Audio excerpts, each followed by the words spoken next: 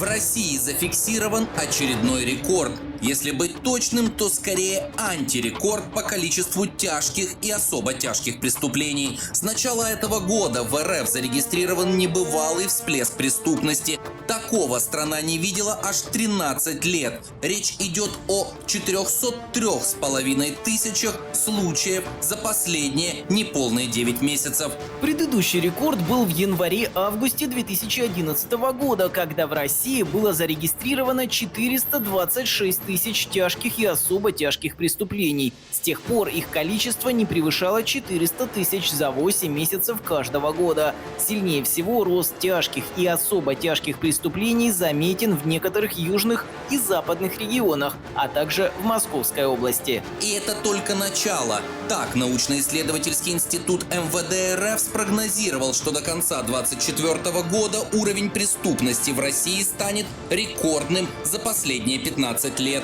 А там и до лихих 90-х рукой подать. Среди факторов, влияющих на рост тяжких и особо тяжких преступлений, в Кремле считают терроризм, экстремизм, нелегальную миграцию, бедность и закредитованность россиян, инфляцию, высокий уровень алкоголизма и так далее. А вот у российских аналитиков совершенно иная точка зрения. Российским силовикам необходимо вот это вот, в эфире, наверное, неправильное слово, вот это вот, как они выражаются, мясо. Но сами заключенные понимают, что по-другому просто их никто и не называет, и не считает их людьми, отправляя их на фронт.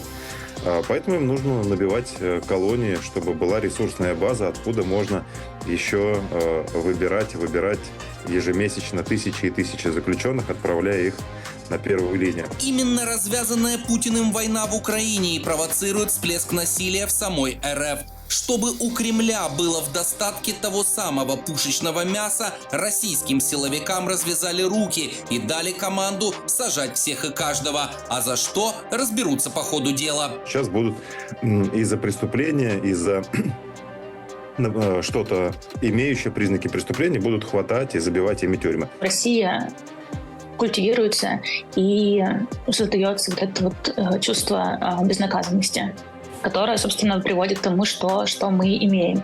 Вот только безнаказанность силовиков порождает и безнаказанность заключенных. Если раньше за особо тяжкие преступления осужденным приходилось отсиживать по 10-20 лет за решеткой, то теперь, подписав контракт с армией, уже через полгода многие из них оказываются на свободе. Десятки тысяч возвращаются после своих контрактов в Россию.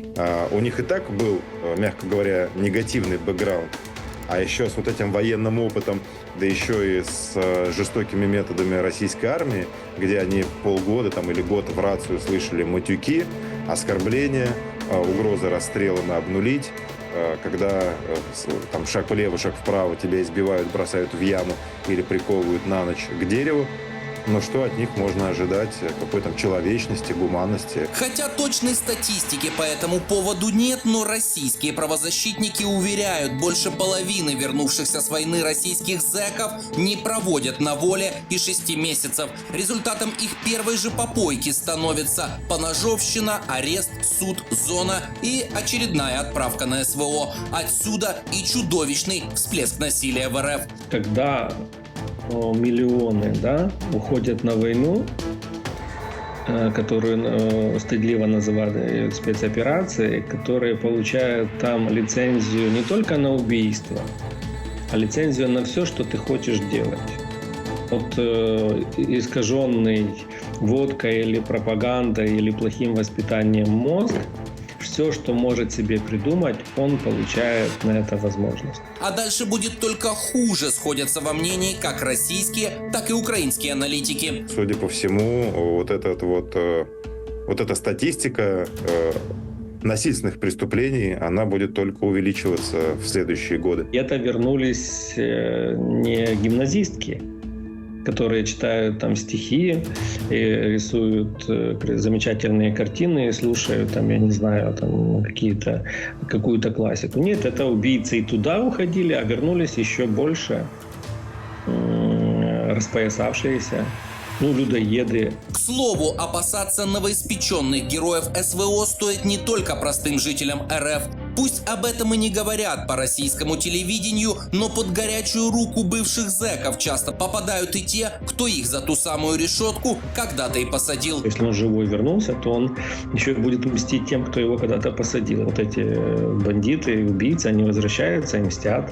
Так что в современной путинской России, где полстраны сидит, а полстраны стережет, за собственную жизнь нужно переживать в первую очередь смотрящим. Ведь звезды на погонах и высокие кабинеты уже не панацея от шальной пули зэка, выпущенной в тебя очередным пьяным героем СВО. Здесь все логично, и ситуация будет еще хуже, потому что экономическая ситуация будет ухудшаться, эти люди будут в разной кондиции возвращаться, с изломами, со всеми, они будут во всем винить не Путина.